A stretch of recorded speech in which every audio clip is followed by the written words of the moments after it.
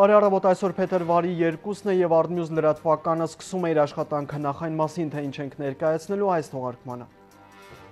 Մանրամասներ Պարույր Հարիկյանի դեմ ուղղված կրակոցներից հարևանները տեսել են հանցագործին։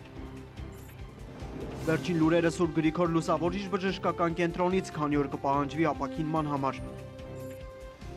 Դատապարտում եւ կոնսոլիդացիայի կոչ նախագահի թեկնածուները Պարույր Հարիկյանի մասին։ Կուսակցությունները, քաղաքական գործիչներն ու միջազգային կառույցները հանդես են գալիս հայտարարություններով։ Մահափորձերի համաշխարհային պատմությունը ռեկորդայինը Կուբայի նախագահն Ֆիդել Կաստրոյի նկատմամբ իրականացվել է 638 մահափորձ։ Մյուս թեմաներից կնորոգվի եւս 170 կիլոմետր կենսական նշանակության ճանապարհ համաշխարհային բանկը հաստատել է Հայաստանին տրամադրում է $45 միլիոն վարկ։ Միացյալ Նահանգների նոր պետքարտուղարը խոսել է Հայոց ցեղասպանության մասին։ Անկարայի Միացյալ Նահանգների դեսպանատանը պայթյուն է տեղի ունեցել մահապարտահաբեկիչը պայթեցրել է ծառայողական շինությունը։ Եվս մեկ սպանված ադրբեջանցի օրենքով գող Դեդ Հասանի հակառակորդ կլանից։ Հայտնի է, որ Հայրիկյանին վիրավորել են մեքենայից դուրս գալուց հետո Հայրիկյանը ըստ ականատեսների, իսկ ավելի ուշ իր պատմելով նկատել է 20-ից 25 մետր հեռավորության վրա կանգնած սևազգեստ տղամարդու եւ կռահել է, որ ձեռքին ատրճանակ է։ Հենց այդ պահին խույս է տվել, արդյունքում արձակված երկու կրակոցից մեկը վրիպել է, մյուսը վիրավորել ուսագոտին։ Ավելի ուշ կպարզվի, որ Հայրիկյանը վիրավորվելուց հետո կարողանում է մտնել շենք, բարձրանալ երկրորդ հարկ։ Օրվա ընթացքում հանցագործության պատկերը ամբողջացրին նաև հարևանները, որոնք հաստատեցին, որ տեսել են սև վերարկուով տղամարդուն։ Հայրիկյանի դեմ մահափորձի մասին պատմում է Տիգրան Զարեյանը։ Նոր տարվա առաջին ամսվա վերջին օրը կեսգիշերին մոտ երեկոյան 11:20-ին թիկունքից կրակ բացեցին անկախության խորհրդանիշի Պարույր Հայրիկյանի ուղղությամբ։ Պարույր Հայրիկյանը ընտրական հանդիպումներից հետո իր մեքենայով վերադառնալիս էր եղել տուն։ Տան մոտ կանգնեցնել էր մեքենան եւ դուրս գալուց նկատել 20-25 մետր հեռավորության վրա սևազգեստ տղամարդու, ընդ որում նկատել էր նաեւ ձեռքին ատրճանակ։ Այդ պահին հավանաբար ինքնապաշտպանական բնազդով կարողացել էր խույս տալ եւ երկու արձակված կրակոցներից առաջինը վրիպել է, իսկ երկրորդը վիրավորել է աջ ուսագոտու հատվածում։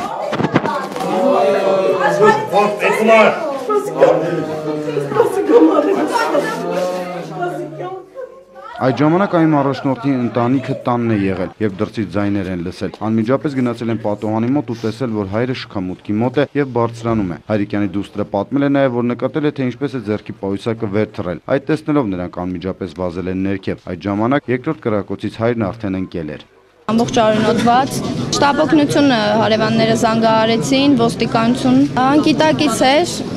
միայն հարցնում էր արդյոք երազ է, թե իրականություն։ Նախագահի թեկնածուն իջել էր իր մեքենայից ու շարժվել տան ուղղությամբ։ Հարևաններից մեկը նկատել է, որ սև հագուստով ու սև գլխարկով ինչ-որ մարդ հետևել է Պարույր Հայրիկյանին։ Հարազատներն ու հարևանները օգնություն են ցուցաբերել մինչև շտապօգնության գալը։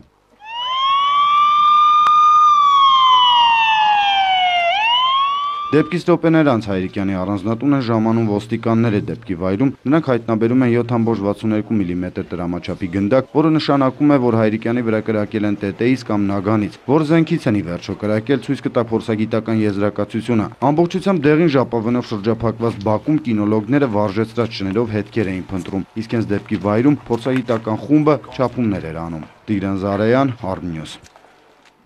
Պարույր Հայրիկյանը դեպքի վայրից շտապօգնության մեքենայով տեղափոխվել է Գրիգոր Լուսավորիչ բժշկական կենտրոն, որտեղ գտնվում է մինչև այժմ։ Կենտրոնում բժիշկները ուսումնասիրելով ստացած վերքը որոշում կայացրեցին չվիրահատել, այն առաջնորդին գիշերը թողեցին, որ շոկից դուրս գա եւ միայն առավոտյան 10-ին տեղափոխեցին վիրահատարան, այն տևեց մոտ 1 ժամ։ Որքան կպահանջվի ապաքինման համար եւ ինչ են ասում բժիշկները, գիտի Դավիթ Դավթյանը։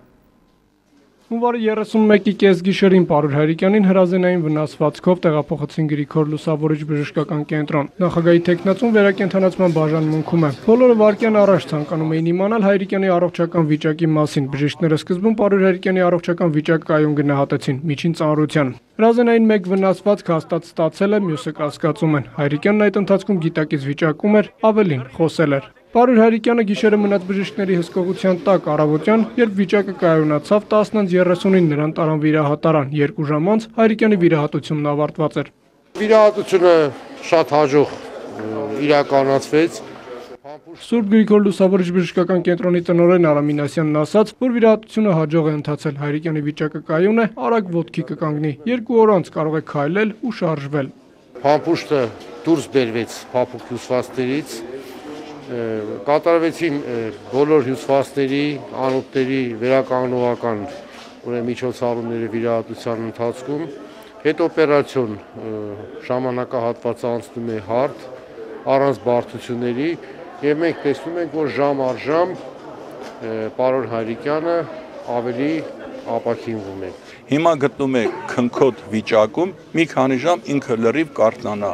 ցավեր չունի, այրան ճնշումը, գիտակցությունը նորմալ են։ Հայրիկյանն այդպես մնաց մի քանի ժամ, կեսօրին գիտակցության եկավ, բժիշկները վստահեցրին, որ նրա կյանքին վտանգ չի սպառնում։ Կմնա վերակենդանացման բաժնում հսկողության տակ։ Всё։ 2 օր, 3 օր մինչև կարգավորվի։ Հայրիկյանը ամենայն հավանականությամբ 3-րդ օրը վերակենդանացման բաժանմունքից կտեղափոխվի սովորական պալատ, սակայն ամբողջ բուժումը գուցե 2 շաբաթ տևի, կախված է Հայրիկյանի օրգանիզմի դիմադրողականությունից։ Առնվազն 7-ից 10 օր։ Վերակենդանացման բաժնում նախագահի թեկնածու ԱԻՄ առաջնորդ Պարուր Հայրիկյանն արդեն գիտակից վիճակում էր ու շնորհակալություն էր հայտնում բոլոր նրանց, ովքեր եկել էին տեսակցության ու քաջալերելու։ Բժիշկներն էլ նրա վիճակը գնահատեցին կայուն։ Դավիթ Դավթյան, Նարեկ Գալստյան, Armnews։ Րոպեների ընթացքում Գրիգոր Լուսավորիչ բժշկականը դարձավ երկրի ուշադրության գլխավոր կենտրոնը, արդեն գիշերվա 1-ին այստեղ էին բոլորը Սերժ Սարգսյանի նախընտրական շտաբի ղեկավարից մինչև ընդդիմության ներկայացուցիչներ։ Ընդ որում գրեթե բոլորը ԱԻՄ առաջնորդին տեսակցության եկան մի քանի անգամ գիշերը, առավոտյան, հետո արդեն վիրահատությունից հետո։ Պարուր Հայրիկյանի այցելուների մասին կպատմի Շակե Ղազարյանը։ Հայրիկը լավ է, վիճակը կայուն։ Հիվանդատեսներին այս խոսքով է դիմավորում Հայրիկյանի դուստրը։ Առաջին վայրկյանից հոր կողքին է, հետը զրուցում է, տրամադրությունը բարձրանում։ Ասաց, որ լավ է։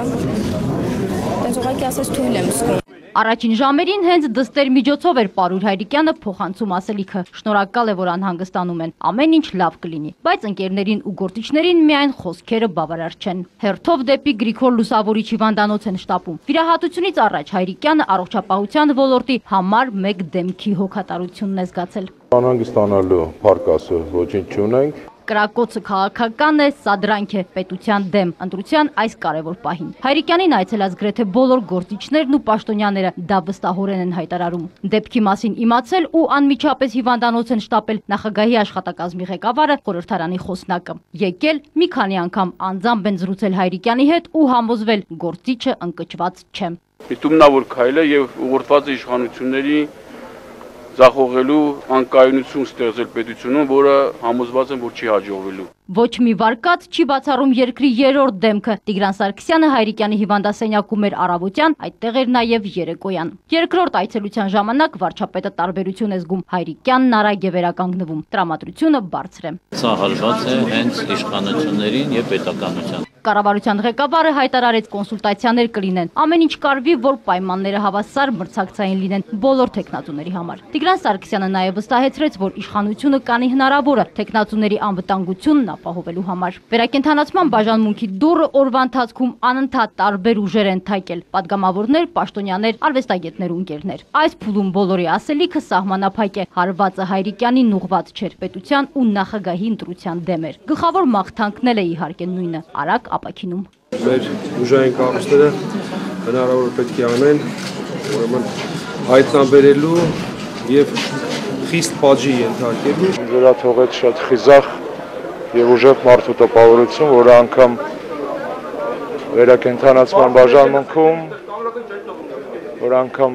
վերակենդանացման բաժանմունքում գտնվելով չի կորցրել իր արիությունը եւ հավատը իր գաղափարներին։ Մենք բոլորս դժողներ ենք համարվում այս պահին։ Եվ ներսում եւ մասնավորապես դրսում դեռ չի տարած այն նորմալ ընթացքը, որով ընթանում էր ընտրությունները եւ միգուցե այդ ուժերը չեն կանգնել նաեւ այդպիսի ստոր քայլի առաջ, որպեսզի վիժեցնեն այդ նորմալ ընթացքը։ Ուզեցան, որ ստվերքցեն կամ կեղտոտեն մեր ընտրությունները։ Ես այդ քայլը որակում եմ միայն այդպես։ Պետրոս Մակեյանի վարկածը դեպի դուրս է տանում։ Ժողովրդավարական կուսակցության նախագահը հայտարարեց, հանցագործությունը կարող է արտաքին ուժի ձեռքի գործը լինել։ Հնարավոր է նաեւ մասնակցություն դրսի ուժերի։ Սահմանադրական դատարանի նախագահն էլ եկավ ու սահմանադրությունը մատնանշեց։ Նախագահի թեկնածուի դիմումը ստանա, այն 4 օրում պետք է քննի, ոչ ուշ։ Դիմումը ստանալուց հետո 24 ժամում Սահմանադրական դատարանը պետք է որոշի գործը քննության ընդունելու հարցը, 4 օրվա ընթացքում բանավոր ընթացակարգով պետք է քննի եւ որոշում կայացնի խոչընդոտ անախտարելի է թե ոչ։ Կեսգիշերից մինչև այս պահը վերակենդանացման բաժանմունքի դռների մոտ հոսքը չի պակասել։ Հարազատներն ու ինքը գործիչը շոյված են։ Բոլորի հոգատարությունը դեպի արագ ապաքինում կտանի։ Շաքե Ղազարյան, Նելի Հարությունյան, Անի Սամսոնյան, Դավիթ Դավթյան, Armnews։ Սուրբ Գրիգոր Լուսավորիչ բժշկական կենտրոն է այցելել եւ Արույր Հայրիկյանին տեսակցել նախագահ Սերժ Սարգսյանը։ Նա զրուցել է Հայրիկյանի հետ ու հայտարարել, որ զազրելի այս հանցագործությունը ուղղված է ոչ միայն նախագահի թեկնածուի, ոչ միայն պետական գործ չի, այլ նաեւ մեր պետության դեմ։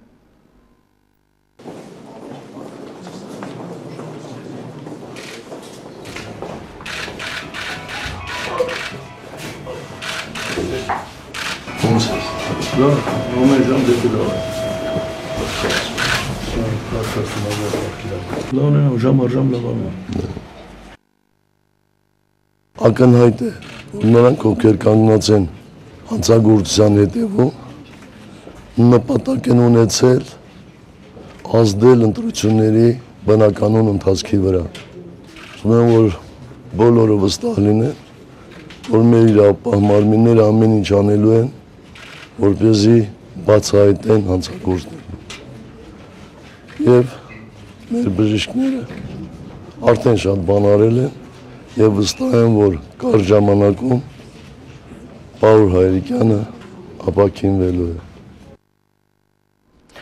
Դեպքից հետո հայտարարությամբ հանդես եկան նաև թեկնածուները, բոլորն էլ միակարծիք են ու պատրաստական, որ անհրաժեշտության դեպքում կարող են դադարեցնել քարոզարշավն ու սպասել մրցակցի ապաքինմանը։ Կատարված ուղղված է ոչ թե Հայրիկյան գործի, այլ պետության դեմ միտված էր ընտրությունների ընթացքը խաթարելուն։ Բոլոր թեկնածուները գիշերվանից այցելում էին հիվանդանոց, զորակցություն ու շուտ ապույտ ապաքինում մաղթում Պարույր Հայրիկյանին։ Հացադուլից հիվանդանոց էր եկել թեկնածու Անդրեաս Ղուկասյանը։ Նա այցելել է իր մրցակցին, սակայն Պարույր Հայրիկյանը այդ պահին քնած է եղել եւ Ղուկասյանը չի կարողացել զրուցել հետը։ Ամեն դեպքում թեկնածուն կարծում է, որ սա բացառիկ միջադեպ է քաղաքական նման իրավիճակում եւ այս հանցագործությունը բացի Պարույր Հայրիկյանից ուղղված էր նաեւ պետության եւ իշխանության դեմ։ Այդ հարցը շատ լուրջ գնահատական է ենթադրում իրադրության։ Անհրաժեշտ է, որ Պարույր Հայրիկյանը ինքը առաջինը հնչեցնի իր կարծիքը, որը հնարավորություն կտա եւ կոնորոշվել մեզ մյուսներին։ Նախագահի գրեթե բոլոր թեկնածուները միջադեպը բացասական են գնահատում, նշելով, որ սա հանցագործություն էր ոչ միայն Պարույր Հայրիկյանի, այլ նաեւ պետության դեմ։ Առողջական վիճակը բավարար է եւ կյանքին վտանգ չի սպառնում, սակայն այս պատահարը ըստ Արման Մելիքյանի աննախադեպ էր Հայաստանի պատմության մեջ։ Սա աննախադեպ բան է Հայաստանի համար եւ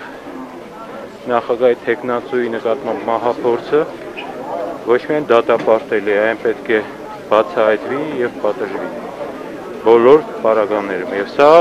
բոլորից շահագրգռվածություն է։ Թեկնածու Հրանտ Բագրատյանը նույնպես այցելեց։ Նա լրագրողներին շատ կարճ մեկնաբանություն է տվել, նշել է, որ Հայրիկյանի առողջականը նորմալ է, սակայն չի ցանկացել գնահատական տալ։ Էս էլ չէր եղել, էս էլ եղավ, գնահատական չունեմ, բարևեցի, լավ էր։ Ասի պինդ կաց, խոսում էր, ասացի առավոտյան կգամ։ Էպոսագետ թեկնածուն նույնպես հիվանդանոցում էր։ Պարույր Հայրիկյանի առողջական վիճակին ծանոթանալուց հետո Վարդան Սեդրակյանը լրագրողներին հայտնեց, որ պատկերացում չունի, թե սա ինչի համար է արվել եւ ում դեմ է արվել։ Արտակարգ պատահարը գնահատեց հանցագործություն, որ կատարողները պետք է պատժվեն։ Նրա կարծիքով այս կրակոցները ուղղված են եղել հենց Հայրիկյանի դեմ։ Չեն բացառում եւ քաղաքական եւ այլ մոտիվներ։ Դրա համար կան կառույցներ, կարող են հետաքննություն անել։ Արամ Հարությունյանին Պարույր Հայրիկյանը պատմել է, որ շենքի մուտք մտնելիս նկատել է ինչ-որ մեկին հրազենով։ Եղել է կարճատև պայքար, որից հետո թեկնածուին վիրավորել են։ Այս ամեն ինչը մարդկանց ձեռքի գործն է, որոնք ասենք երբեք չեն ուզենա, որ Հայաստանը լինի անկախ, երբեք չեն ուզենա, որ Հայաստանում ասենք մարդը լինի պաշտպանված, մարդը լինի ապահով։ Նախագահի թեկնածու Ժառանգություն կուսակցության առաջնորդ Ռաֆի Հովհաննիսյանը նույնպես դատապարտում է Պարույր Հայրիկյանի դեմ հանցագործությունը։ Լրագրողների հետ հանդիպման ժամանակ Ռաֆի Հովհաննիսյանը նշել է, որ Պարույր Հայրիկյանի դեմ կատարվածը նաև իր դեմ է, պետության դեմ է։ Ռաֆի Հովհաննիսյանի խոսքով քստմնելի ոճրագործությունը պետք է բացահայտվի եւ մեղավորներն էլ պետք է պատժվեն։ Եվ թող որևէ մեկը սա իշխանության եւ ընդդիմության գրիվ չսարքի, դա սխալ է։ Եթե ունեն փաստեր, թող ասեն։ Ժառանգության ղեկավարը 3 ուշ երեկոյան եւ այսօր վաղ առավոտյան եղել է Գրիգոր Լուսավորիչ բժշկական կենտրոնում։ Ժառանգության ղեկավարին հիվանդանոցում տեղեկացրել են, որ ամեն ինչ բարեհաջող է անցել։ Վիճակը լավ է եւ շուտով կկազդուրվի։ Նայիրի Մուրադյան, Armnews։